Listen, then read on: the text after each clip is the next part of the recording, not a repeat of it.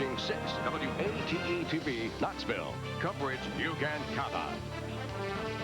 This is 6 Eyewitness News, 11 at 11.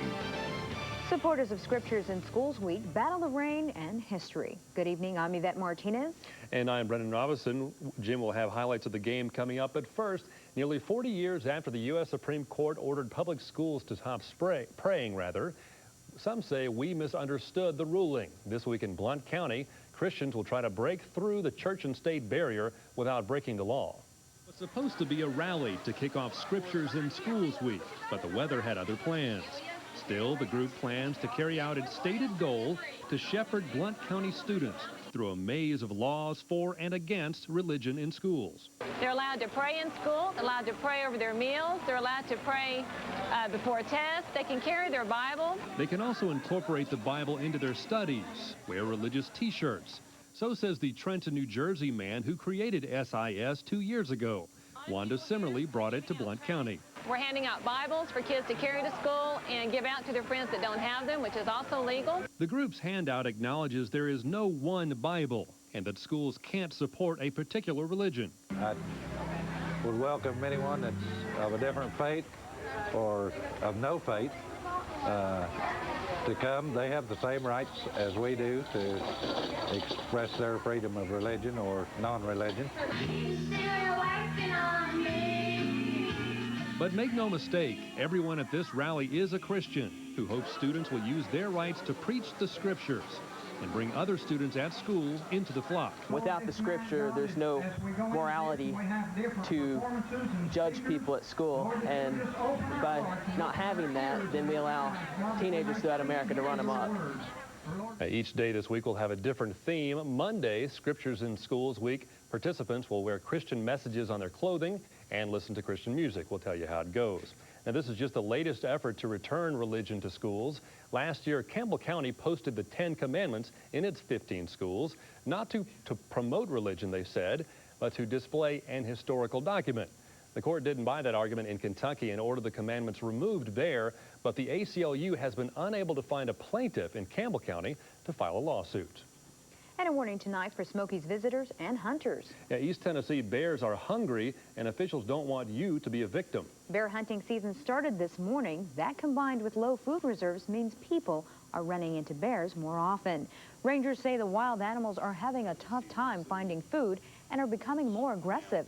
Some of the bears are leaving the park because they can't find their favorite snacks, acorns. That sets them up as easy prey for hunters. The hungry bears are moving closer to public areas, lured by food from tourists.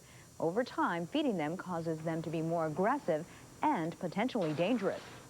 Medical relief for sick K-25 workers is on hold. That is a disappointment for Ann Orrick, the Oak Ridger who went to Capitol Hill last week, hoping her testimony would help push through a bill to give $200,000 to workers suffering from beryllium poisoning as soon as possible. The bill did not pass. In its place, a proposed trust fund and $25 million for a new federal study on who would qualify for compensation.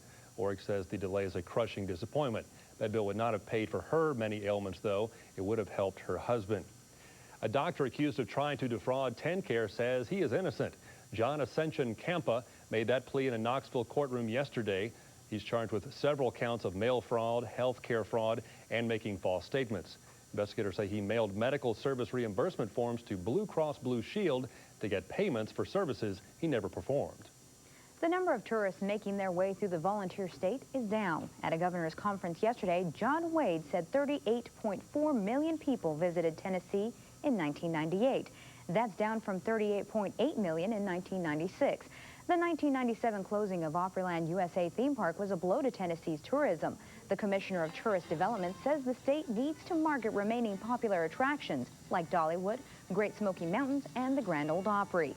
Wade plans to use TV and magazine ads to aggressively market these remaining attractions.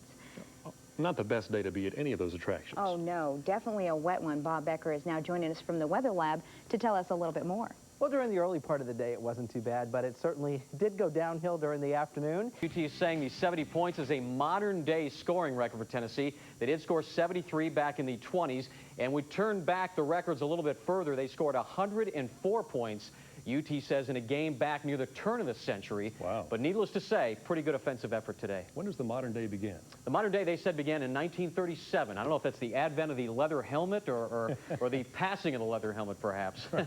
Thank you, Jim. Well, homecoming week came to a rainy end, but they got in that parade first. Oh, yeah, most definitely. The Pride of the Southland sounded off, and the floats starring Smokey the Dog made their way down Volunteer Boulevard. 22 floats were judged last night, but winners had to wait until halftime to celebrate. Alpha Delta Pi and Kappa Alpha's U-Vol float took the float competition this year. This is the second year in a row they've taken the float competition. Good for them. And that's 11 minutes of nonstop news, weather, and sports. Yeah, still ahead, whether you like Nancy Drew or Stephen King, and if you don't mind your books a little worn, a Maryville bookstore has it for cheap. And then another touch of fall coming back, which I think we need too. Oh, yeah. You know, I love that. You love the cool weather. Thanks a lot, Okay. Bob. Well, how do you build a house out of aluminum cans? Well, you can ask Alcoa Aluminum because they use money from recycled cans to join forces with Habitat for Humanity.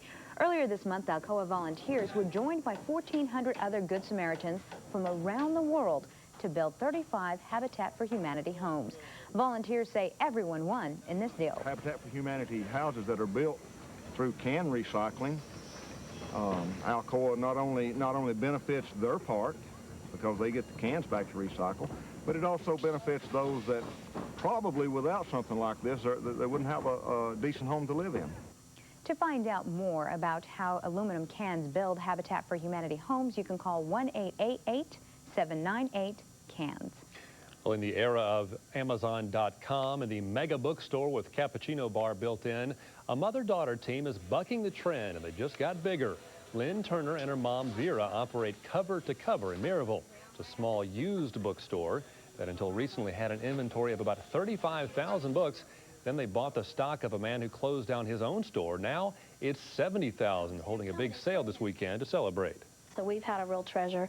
We've spent months going through and getting everything in order on the shelves, and now what's left over, we're offering things that we had extras of, we're offering to our customers for $1.50.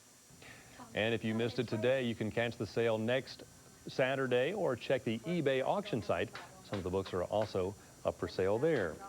Well, still ahead, O.J. Simpson having girlfriend trouble, or she's having trouble with him. And first smoking, then radios, now cell phones are kicked off the bus. Those phone conversations will just have to wait. 6 Eyewitness News continues with Brennan Robinson and Yvette Martinez. From our 6 on your side desk, parents in 20 states, including Tennessee, got a special break this weekend. The National Safe Kids campaign offered free child safety seat inspections. Studies have found that when used correctly, car seats reduce the risk of death in a car accident by more than 70%, but 30% of all children still ride unrestrained. 85% of car seats are not used correctly. Well, some towns don't want you to talk and drive. Now, one New Jersey bus company doesn't want you to talk and ride. It's prohibiting the use of cell phones on all of its 79 buses that make the trip to New York City. The company official says it's about safety and privacy and is similar to banning smoking in radios. Verizon Wireless says the policy is not practical. And tonight, news of more trouble for O.J. Simpson in an incident involving his ex-girlfriend. A complaint has been filed by Christy Michelle Prody. She says the couple broke up 6 weeks ago. She filed a police report claiming Simpson broke into her home, deleted messages from her answering machine, stole a letter, and pages from her address book. Police have advised her to get a restraining order against Simpson. Police are investigating the death of the driver who hit and seriously injured author Stephen King last year. He was found dead at his main home today. Police say there are no signs of violence or trauma, but they are planning an autopsy on 43-year-old Brian Edwin Smith.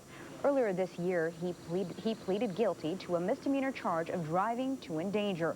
King suffered broken bones, a punctured lung, and a skull injury in the accident. Spooky. Oh, yeah, most definitely. But even spookier, Halloween is on its way, and pumpkin carving is a little different this year. Yeah, carving knives are out and chainsaws are in. Stay with us. Finally tonight, Big Orange artists in a different kind of carving contest. Oh, yeah, sometimes artists use brushes or chisels, but the tools of choice for folks in Seattle are chainsaws.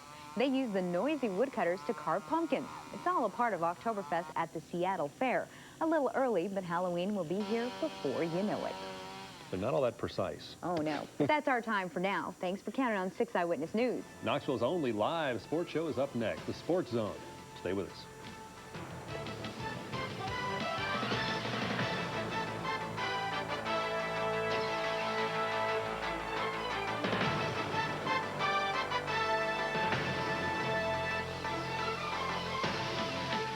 What do you say we play a game of horse? Sounds like fun. How do you play? Well, sister, one person takes a shot, then the next person takes the same shot.